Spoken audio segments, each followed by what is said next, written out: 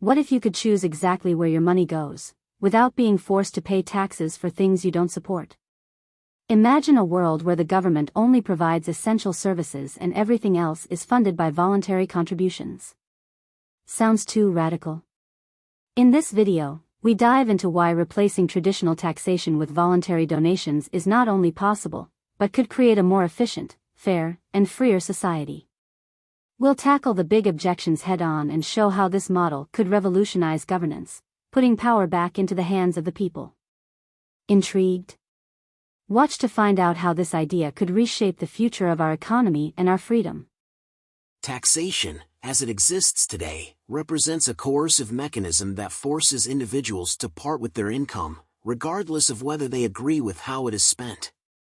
An alternative system, based on voluntary contributions, proposes a transformative approach to governance. In this model, the state operates leanly, focusing on essential services funded by minimal taxes, while all other initiatives rely on voluntary contributions from citizens.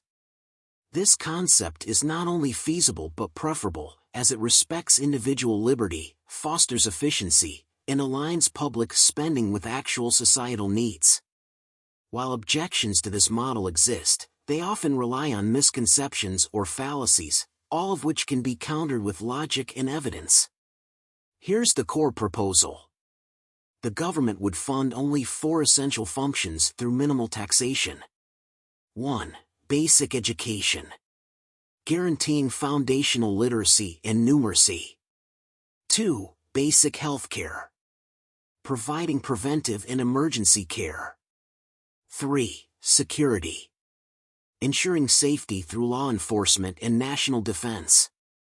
4. A lean legal system. Upholding contracts, resolving disputes, and protecting rights.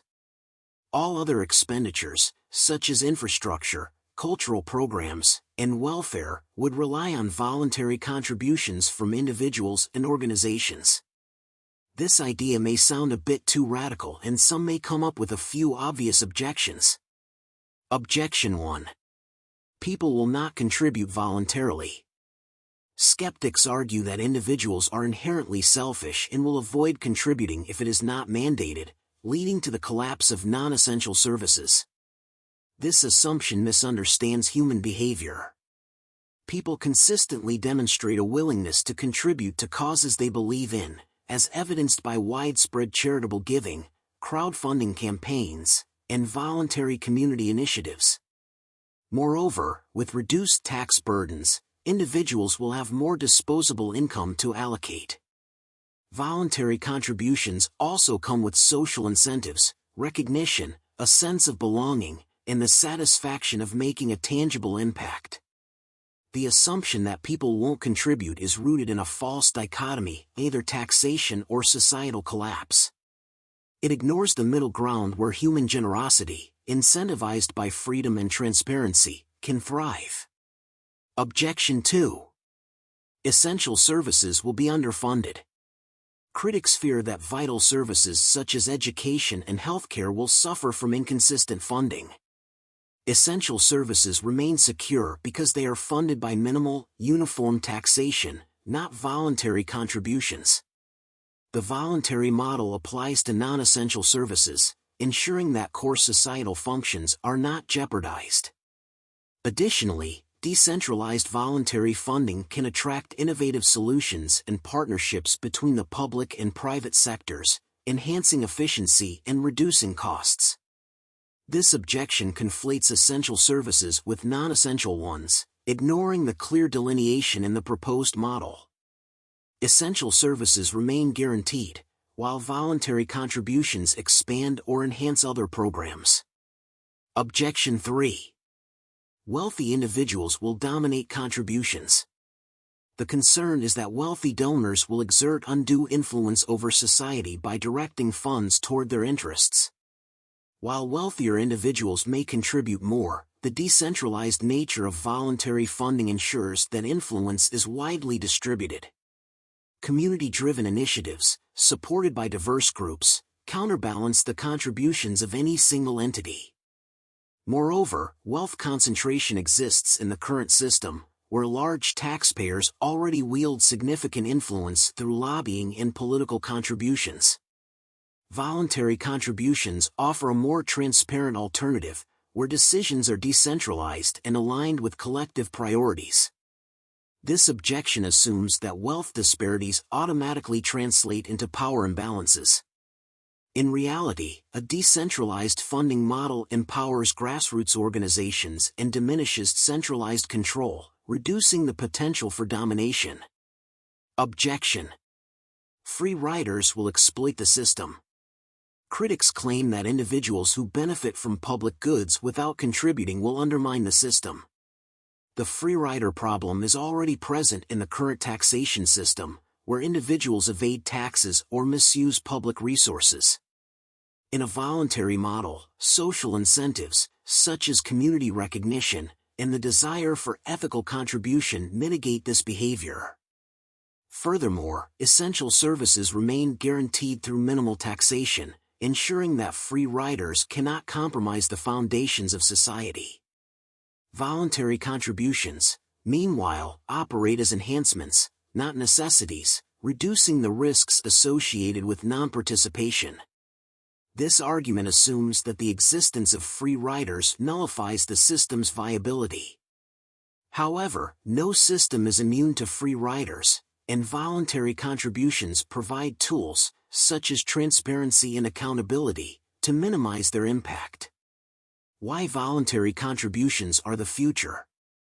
Voluntary contributions provide a pathway to greater freedom, efficiency, and accountability in governance. 1. Freedom of choice. Citizens allocate their wealth to causes they value, aligning public spending with real societal priorities. 2. Economic efficiency. Organizations reliant on voluntary funding must compete for contributions, driving innovation and reducing waste. 3. Transparency and accountability. Contributors can directly track the impact of their support, fostering trust and engagement. 4. Stronger communities. When individuals voluntarily invest in shared goals, they build stronger bonds and a deeper sense of ownership in societal outcomes. The objections to replacing taxation with voluntary contributions often rely on misconceptions about human nature and governance. When analyzed logically, these concerns crumble under the weight of evidence and practical counterarguments. This model offers a freer, more equitable society where individuals take ownership of their contributions and priorities. By decentralizing power and empowering citizens, it ensures that governance becomes a reflection of collective values rather than coercive mandates. The era of coercive taxation is over.